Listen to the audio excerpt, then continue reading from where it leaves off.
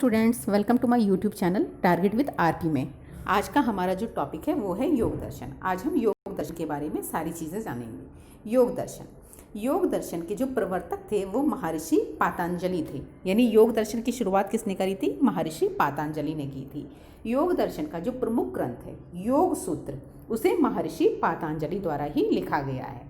यानी योग दर्शन से जो रिलेटेड हमारा जो सबसे इम्पॉर्टेंट जो योग सूत्र है वो महर्षि पातंजलि द्वारा लिखा गया है। योग दर्शन एक प्रकार का आस्तिक दर्शन है। आस्तिक दर्शन का मतलब ये है कि योग दर्शन वेदों की प्रमाणिकता को मानता है, इसलिए इसे आस्तिक दर्शन बोला जाता है। यह दर्शन कर्मकांड अर्थात व्यवहारिकता के सिद्धांत पर आधारित है।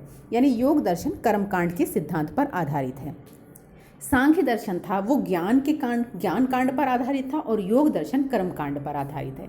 सांख्य दर्शन और योग दर्शन ये दोनों एक दूसरे से रिलेटेड हैं। यानी सांख्य दर्शन में जो भी कुछ बताया गया है वो ज्ञान के रूप में बताया गया है और योग दर्शन में जितनी भी चीज़ें सांख्य दर्शन में बताई गई हैं वो सारी चीज़ें योग दर्शन में व्यवहारिक तौर पर लागू किया गया है। इसलिए योग दर्शन एक प्रकार से कर्मकांड अर्थात व्यवहारिकता के सिद्धांत पर आधारित है। योग दर्शन में जो ये दर्शन है वो प्रकृति को और पुरुष को, इन दोनों को तो मानता ही है, इसके साथ साथ ये ईश्वर की सत्ता को भी स्वीकार करता है। जो हमारा सांख्य दर्शन था वो केवल प्रकृति और पुरुष को मानता था, पुरुष यानी आत्मा। लेकिन जो हमारा योग दर्शन है वो प्रकृति और पुरुष के साथ साथ आत्मा ईश्वर की सत्ता को भी स्वीकार करता है। योग दर्शन से संबंधित महर्षि व्यास ने योग भाष्य की रचना की है। वाचस्पति मिश्र ने तत्व वैशाखी की रचना की है। भोजराज ने योग मर्म निम प्रभा की रचना की है और विज्ञान भिक्षु ने योग सार संग्रह और योग वर्तिका की रचना की है। जो ये दर्शन है वो ज्ञान के साथ साथ योग के महत्व पर भी बल देता है। यानी योग दर्शन ये बोलता है कि ज्ञान के साथ साथ जीवन के अंदर योग का भी बहुत अधिक महत्व है। यह दर्शन, इस दर्शन के अंतर्गत जो सिद्धांत हैं, इसके जो प्रमुख सिद्धांत हैं उनको अष्टांग मार्ग के नाम से जाना जाता है। यानी योग के अंदर जो 8 प्रकार की प्रक्रियाएं होती हैं और उसके बाद मोक्ष की प्राप्ति होती है, तो उन 8 प्रकार की प्रक्रियाओं को अष्टांग मार्ग के नाम से जाना जाता है। अब देखते हैं कौन कौन सी प्रक्रियाएं हैं। ये प्रक्रियाएं हैं यम, नियम, आसन, प्राणायाम, प्रत्याहार, धारणा, ध्यान और समाधि। योग दर्शन में जो योग प्रक्रिया है उसके अंदर जो सबसे अंतिम प्रक्रिया है उसे समाधि कहा जाता है और समाधि में जो आत्मा होती है वो परमात्मा में विलीन हो जाती है, अर्थात आत्मा को मोक्ष प्राप्त हो जाता है। इसके बाद आपका आगे देखते हैं। योग दर्शन में 8 प्रकार की सिद्धियों का भी वर्णन किया गया है। ये 8 प्रकार की सिद्धियाँ क्या कहलाती हैं? अष्ट ऐश्वर्य कहलाती हैं। जो 8 प्रकार की सिद्धियाँ हैं वो देखते हैं कौन कौन सी हैं। अणिमा, लघिमा, महिमा, प्राप्ति, प्राकाम्य, वाशित्व, ईशित्व, यंत्र, कामा, वसाइत्व।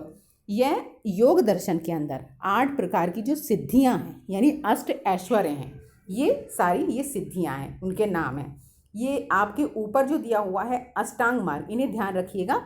एग्जाम्स में इनके सीक्वेंस पूछे जाते हैं कि पहली कौन सी प्रक्रिया है, दूसरी कौन सी प्रक्रिया है, तीसरी या अंतिम कौन सी प्रक्रिया है, तो इन्हें ध्यान रखिएगा कि कौन सी प्रक्रियाएं पहले हैं। नेक्स्ट हम देखते हैं। योग दर्शन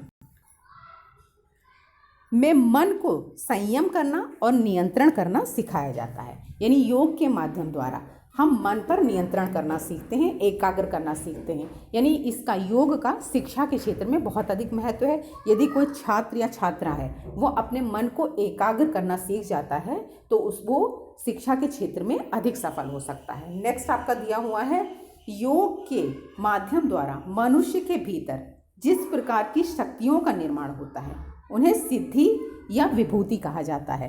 यानी मान लीजिए कोई मनुष्य है, उसने योग के माध्यम द्वारा अपने मन पर एकाग्र करना सीख लिया तो उस शक्ति को क्या बोलेंगे हम? सिद्धि या विभूति बोलेंगे। योग के माध्यम द्वारा मनुष्य के अंदर अच्छे आचरण, यानी मनुष्य अच्छे आचरण करना सीखता है और अपने मन को एकाग्र करके सफलता की प्राप्ति की संभावनाओं को और अधिक विकसित करता है। यानी योग दर्शन के माध्यम द्वारा जो मनुष्य है उसके अंदर अच्छे आचरण पैदा होते हैं, यानी वो अच्छे आचरण करना सीखता है। अच्छे आचरण करना सीखता है तो उसके अंदर अपने आप ही आत्म अनुशासन की भावना आ जाती है। फिर उसके अंदर उस आत्म अनुशासन की भावना के द्वारा फिर वो मन पे एकाग्र करना सीखता है और उसके अंदर एक प्रकार की आत्मविश्वास पैदा होती है, जिससे उसे ये लगता है, जब वो अपने मन पर एकाग्र करना सीख जाता है तो उसे इस बात की पूरी संभावना, यानी वो इस बात के लिए समझ जाता है कि मैं किसी भी क्षेत्र में सफल हो सकता हूँ। इस प्रकार वो अपने मन को एकाग्र करके सफलता की दूरी को कम करता है, यानी अपनी सफलता की संभावनाओं को बढ़ाता है। नेक्स्ट इसमें दिया हुआ है, यह प्रक्रिया एक प्रकार से मानसिक तनाव को कम करती है। तो योग के माध्यम द्वारा जो मनुष्य है अपने मानसिक तनाव को कम करता है। मानसिक तनाव को कैसे कम करेगा? जब वो अपने मन को एकाग्र करना सीख जाएगा, किसी एक वस्तु पर एकाग्र करना सीख जाएगा। देखिए, जब हम पढ़ते हैं, लिखते हैं या कुछ करते हैं तो हमारे मस्तिष्क में बहुत तरीके के विचार आते हैं, लेकिन योग के माध्यम द्वारा क्या होता है, हमें ये सिखाया जाता है कि अगर हम किसी चीज़ को पढ़ रहे हैं तो हमारा सारा ध्यान, जो हमारा मन है, उसी चीज़ पर एकाग्र हो, जिससे हम उसको जल्दी से जल्दी सीख सकें। तो ये इस प्रक्रिया द्वारा एक प्रकार से मानसिक तनाव को कम किया जाता है, यानी हमारे जो मन के अंदर विचार आते हैं। कभी कभी ऐसा भी होता है कि लाइफ में ऐसी परिस्थितियां आ जाती हैं कि हम बहुत ज़्यादा विचलित हो जाते हैं और हमारा जो मन है वो बहुत ज़्यादा विचलित हो जाता है, अनेक प्रकार के ख्याल आते हैं, हम उन चीज़ों से निकल नहीं पाते। तो योग के माध्यम द्वारा हमें ये सिखाया जाता है कि हम कैसे अपने मन को एकाग्र करें। तो ये हमारा आज का टॉपिक था, योग दर्शन। योग दर्शन में जितने इंपॉर्टेंट पॉइंट्स थे वो सारे बता दिए गए हैं। जैसे महर्षि पतंजलि के बारे में क्या था, उन्होंने कौन से ग्रंथ की रचना की, बाकी इसमें अष्टांग मार्ग कौन कौन से चरण होते हैं उसके बारे में बता दिया। ध्यान रखिएगा, इसको सीक्वेंस में अक्सर पूछते हैं। तो ये हमारा आज का टॉपिक योग दर्शन था। अगर ये वीडियो आपको पसंद आई हो तो लाइक ज़रूर करिएगा और सब्सक्राइब करना बिल्कुल मत भूलिएगा, जिससे हमारे नेक्स्ट वीडियो की नोटिफिकेशन आपको मिल सके।